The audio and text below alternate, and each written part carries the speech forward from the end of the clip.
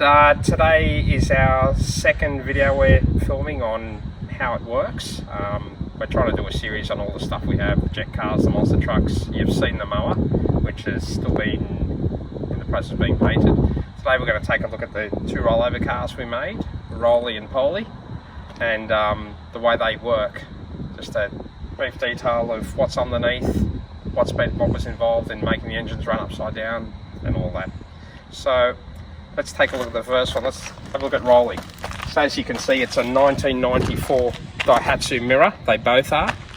They have been shortened 1.2 meters. So essentially we've taken the door out. They're a two-door vehicle, and this is the rear quarter, which ended about here. Okay, so that's where that one runs, and you can just see the point there. And the other one was right here. This was the front fender.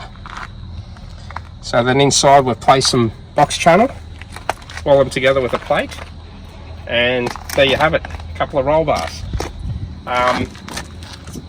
With the roof, we actually left that there and we folded it up, we cut it, folded the roof over so it looks like a factory drawing. This is our axis, straight in through the back. I'll show you a few of the features that we've incorporated in this build. So basically we have a seat, just a lightweight plastic race seat, 5-point safety harness, helmet strap, so basically that'll keep your helmet, it's got a loop on the back of the helmet, put this in there and that'll stop your head swinging forward.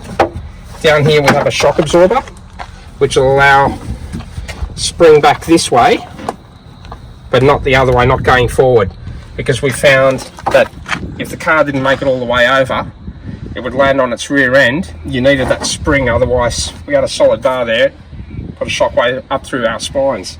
So having this will allow us to spring back, yet if the car does land the right way, it stops the whole seat from travelling forward and keeps us a little bit safer.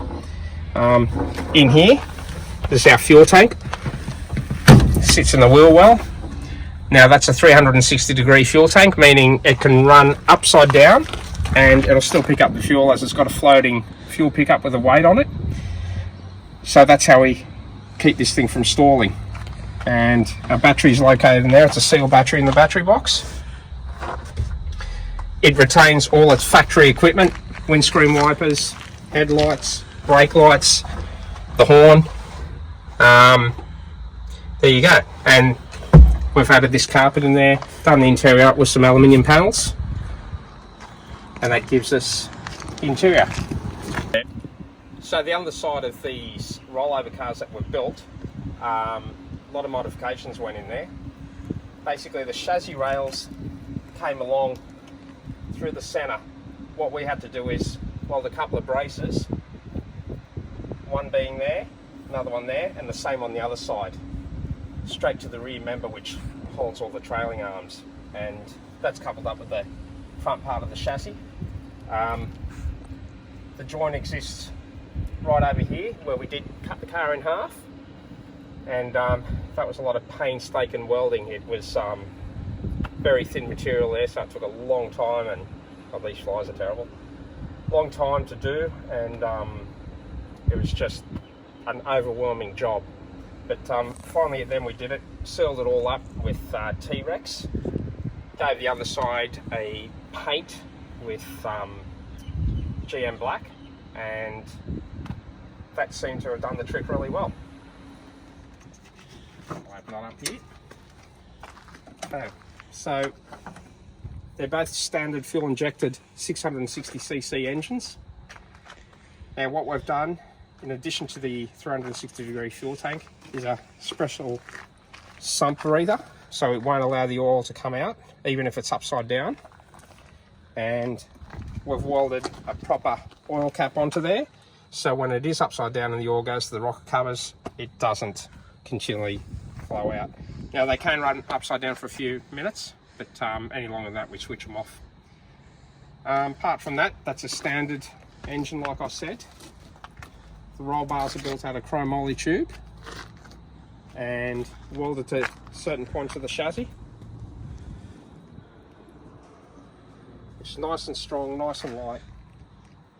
And the tyres on these, we did have 4 tyres which are the same, but we found braking in slippery conditions such as wet grass hard, so we ended up putting tractor tyres on backwards, which made all the difference and allowed us to stop as they do. It does hurt when you're inside. Not many people have been able to handle the pain. There's probably 3 of us so far that can sit in there and cop what's coming to you. But apart from that, they're a lot of fun to drive. And the paint job was done by our good mate Shane Abbott. It was designed to look kind of like a lady beetle. As you can see, they're not very old. They've done 2 weeks at the Ekka. They've done well over 100 rolls in total. The chassis held up, no cracks, which is a good thing. So everything was a success.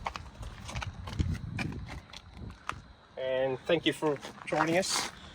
And we'll get into the next series. We'll probably do a segment on the jet car. Thank you very much.